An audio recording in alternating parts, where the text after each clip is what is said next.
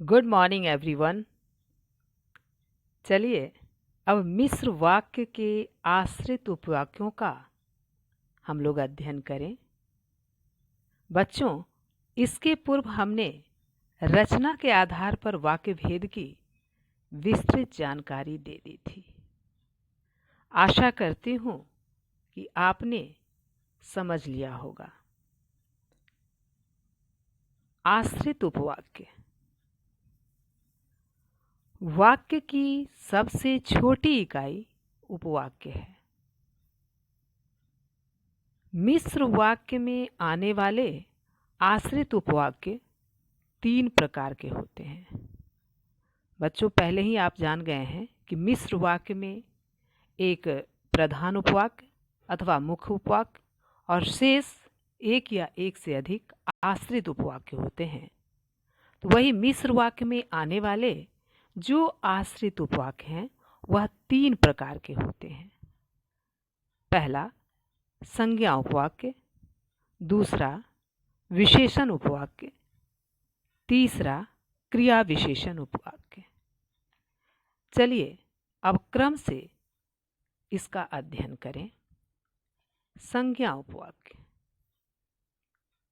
मुख्य अथवा प्रधान उपवाक्य की किसी संज्ञा या संज्ञा पदबंध के बदले आने वाला उपवाक्य संज्ञा उपवाक्य कहलाता है। उपवाक्य में जो संज्ञा का काम करे उसे संज्ञा उपवाक्य कहते हैं। संज्ञा उपवाक्य प्रायः की समुच्चय बोधक से जुड़े होते हैं तथा वाक्य में संज्ञा का कार्य करते हैं, परंतु कभी कभी इस की का भी लोप हो जाता है। जैसे सभी जानते हैं कि पृथ्वी गोल है, तो यहाँ की के कारण यह हो गया संज्ञा उपवाक्य। इसकी पहचान होगी, जैसे ही की रहेगा इसका मतलब है यह संज्ञा उपवाक्य है। वह अवश्य आएगा, मैं जानता था। यहाँ पर बच्चों की का लोप है, लेकिन इसको हम लोग ऐसे भी लिख सकते हैं, मैं जानता था कि वह अवश्य आएगा। तो यह भी हो जाएगा संज्ञा उपवाक्य।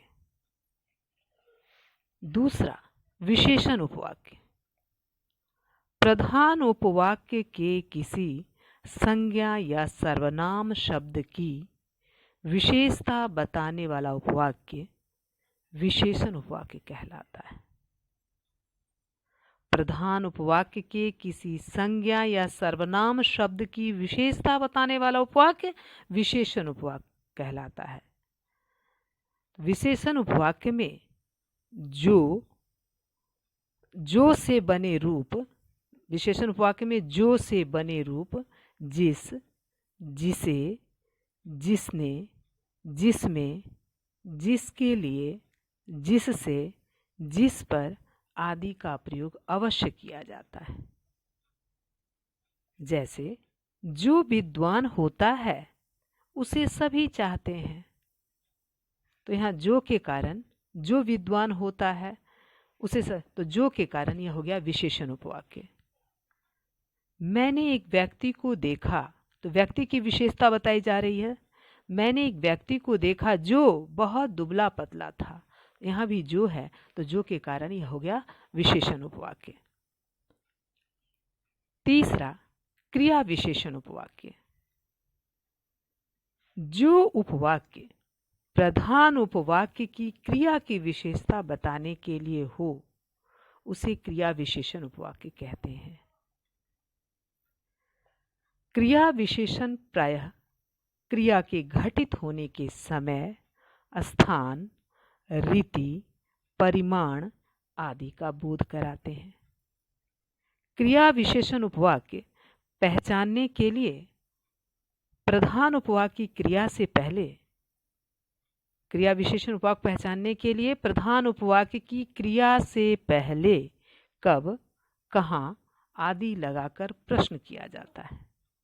उत्तर आने वाला क्रिया विशेषण उपवाक्य होगा, जिस पर उत्तर आएगा वह क्रिया विशेषण उपवाक्य होगा। ऐसे वाक्य प्रायः जब, जहाँ, जैसे, ज्यों, जितनी आदि से प्रारंभ होते हैं।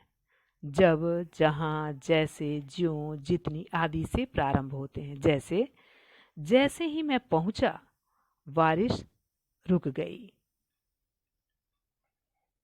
जैसा वाजपेयी जी बोलते हैं कोई अन्य नहीं बोल सकता है।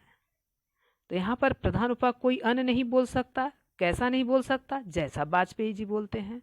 तो यहाँ पर प्रश्न करेंगे प्रधान में, कोई अन्य नहीं बोल सकता। कोई अन्य कैसे नहीं बोल सकता? जैसा वाजपेयी जी बोलते हैं। इसका उत्तर हो गया जैसा वाजपेयी जी बोलते हैं। तो इसका मतलब ये हो गया जैसा वाजपेयी जी बोलते हैं क्रिया विशेषण। ये जैसे ही मैं पहुंचा बारिश रुक गई। बारिश कब रुक गई? प्रधान उपवाक्य है ये, बारिश रुक गई, ये प्रधान उपवाक्य। अब इस पर प्रश्न करेंगे बारिश कब रुक गई? उत्तर मिलता है जैसे ही मैं पहुंचा। तो जैसे ही मैं पहुंचा ये हो गया आपका क्रिया विशेषण उपवाक्य। बच्चों, पाठ को अच्छी तरह से समझकर आप स्मरण करेंगे। गृह कार्य अब नोट करें। पहला प्रश्न, आश्रित उपवाक्य के प्रकारों को उदाहरण सहित परिभाषित कर उसे कंठस्थ करें। दूसरा, निम्नलिखित वाक्यों में प्रयुक्त उपवाक्यों के भेद लिखिए। पहला, वह कहने लगा कि आज नहीं चल पाऊंगा। वह कहने लगा कि आज नहीं चल पाऊंगा। दूसरा, मैं भी वही जा रहा हूं जहां से तुम आए थे। मैं भी वही जा रहा हूं जहां से तुम आए हो। तीसरा, तुम जितना पढ़ते हो उतना वह नहीं पढ़ता। तुम जितना पढ़ते हो उतना वह नहीं पढ़ता। चौथा, जो विद्यार्थी परिश्रमी होता है वह कभी असफल नहीं होता। जो विद्यार्थी परिश्रमी होता है वह कभी असफल नहीं होता। लास्ट क्वेश्चन, मैंने वैसा ही किया है जैसा आपने मुझे बताया था। मैंने वैसे ही किया है जैसा आपने मुझे बताया था। आज के लिए इतना ही। Thank you.